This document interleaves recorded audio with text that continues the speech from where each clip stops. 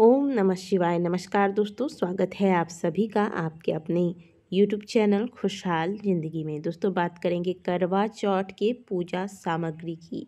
चाहे आप करवा चौथ का व्रत कहीं से भी कर रहे हों, आपकी पूजा की विधि थोड़ी सी इधर उधर अलग हो भी सकती है।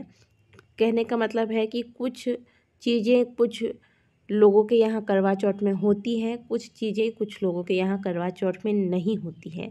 तो विधि चाहे थोड़ा सा चेंज हो भी जाए, आप पूजा कहीं से भी करें, लेकिन पूजन सामग्रियाँ वही रहती हैं।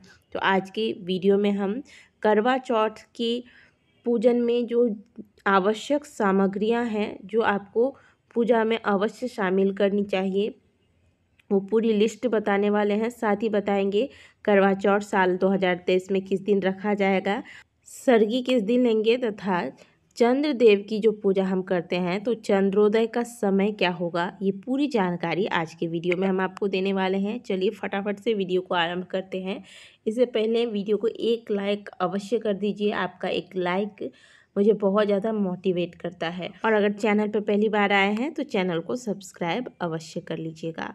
करवा चौथ के दिन महिलाएं सूर्योदय के पहले जाकर सरगी खाकर व्रत का शुरुआत करती हैं और इस व्रत का शुरुआत सूर्योदय से होता है और चंद्रोदय तक निर्जल व्रत रहने के बाद महिलाएं सबसे पहले गणेश भगवान, माँ पार्वती तथा करवा माता और चौथ माता की पूजा करने के बाद चंद्रोदय का इंतजार करती है। जैसे ही चंद्रोदय होता है, चंद्रदेव को अर्घ्य देने के बाद पति पूजा के बाद, यानी कि पति को तिलक लगाना, चांद को देखने के बाद पति के दर्शन करना, पति के पैर छूकर उनका आशीर्वाद लेना, ये सारी चीज़ें पति पूजा कहलाती हैं। तो ये करने के बाद आप पति के हाथ से जल ग्रहण करके व्रत का समापन करती है, व्रत को खोलती हैं।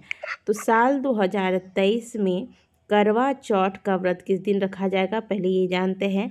कार्तिक मास के कृष्ण पक्ष की चतुर्थी तिथि का आरंभ 31 अक्टूबर को रात 9:30 पर होगा और इस तिथि का समापन 1 नवंबर को रात 9:19 पर होगा। करवा चौथ का व्रत उदया तिथि में ही मान्य होती है, इसीलिए साल 2023 में 1 नवंबर दिन बुधवार को करवा चौथ का व्रत रखा जाएगा। करवा चौथ व्रत में पूजा का जो शुभ मुहूर्त होगा वह होगा शाम 5:44 से लेकर रात 7:02 तक। चांद निकलने का समय होगा रात 8:26 पर। चांद निकलने का समय मैंने आपको मूल समय बता दिया, रात 8:26 पर, लेकिन अलग अलग शहरों में थोड़ा सा समय आगे पीछे हो जाता है, तो इसे लेकर आप परेशान ना हो। अब चलिए ध्यानपूर्वक देख लीजिए कि करवा चौथ के व्रत में आपको कौन कौन सी पूजा सामग्रियां अवश्य शामिल करनी है। और हाँ, साल 2023 में अधिक मास लगा था, तो कोई भी जो नई व्रत धारण करने वाली महिलाएं हैं, जिन्होंने पहले करवा चौथ का व्रत धारण नहीं किया था, वह पूजा में तो शामिल हो सकती हैं, लेकिन व्रत धारण ना करें, ठीक है।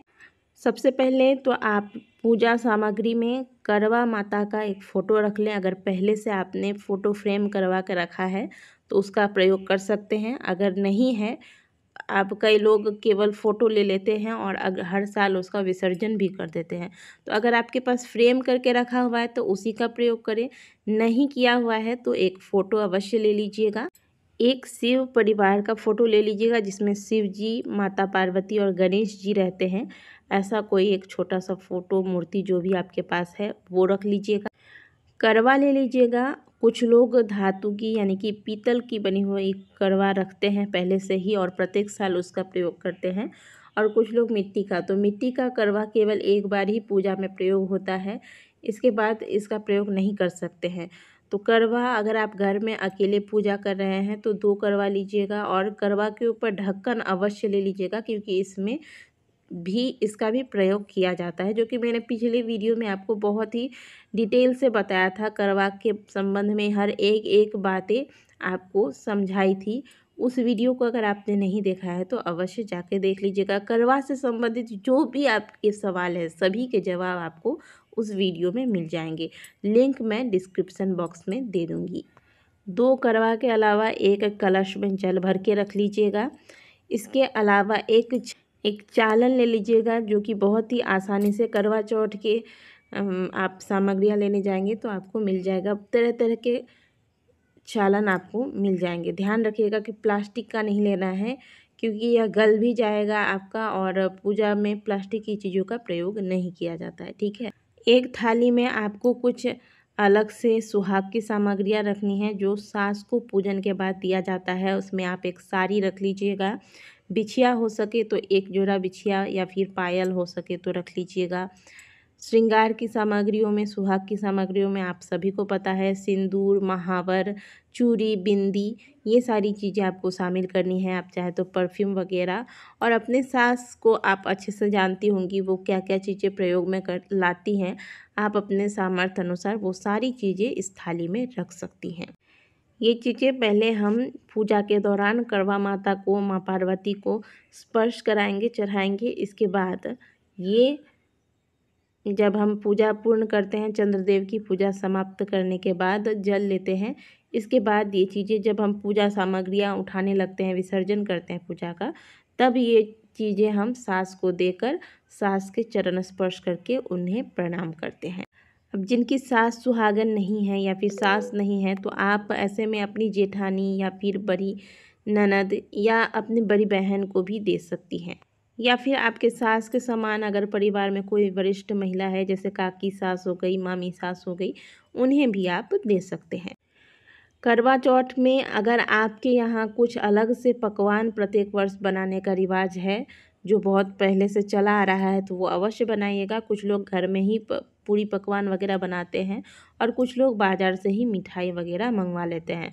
तो ये आप देख लीजिएगा कि आपके यहाँ किस प्रकार से होता है, उस अनुसार आप मीठा प्रसाद घर पे बना लें या फिर बाहर से मंगवा लें।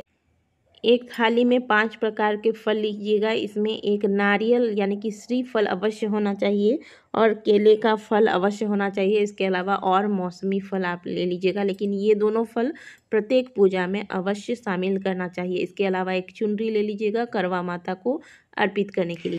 अच्छा, कुछ स्थानों पर जो करवे में जो है वह अनाज भरा जाता है, कुछ स्थानों पर शक्कर भरते हैं, कुछ स्थानों पर ड्राई फ्रूट वगैरह भरते हैं।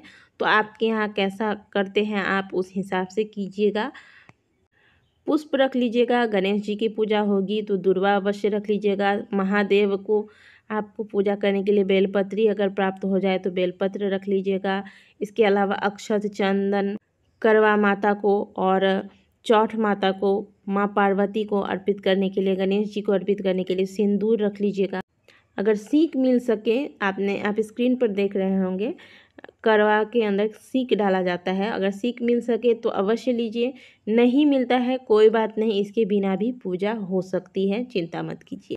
इसके अलावा दीपक वगैरह, अक्षत, पुष्प इत्यादि ये सभी चीज़ें आपको रख लेनी है। तो पूजा में आपको इतनी सामग्रियों की आवश्यकता पड़ने वाली है। इसके अलावा जो दक्षिणा वगैरह देते हैं वो अलग से आपको रख लेना है। ये तो हम सभी जानते हैं कि किसी भी पूजा में दक्षिणा के बिना वह पूजा पूर्ण नहीं होती है। तो करवा चौथ की शॉपिंग से पहले आप अच्छा सा एक लिस्ट तैयार कर लीजिए और सारी सामग्रियाँ पूजा वाले दिन से पहले ही ले आइए, ताकि पूजा वाले दिन आपको ज़्यादा भाग दौड़ ना करना पड़े। वीडियो अगर अच्छी लगी है तो वीडियो को लाइक कीजिएगा। कमेंट बॉक्स में हर हर महादेव अवश्य लिखिएगा।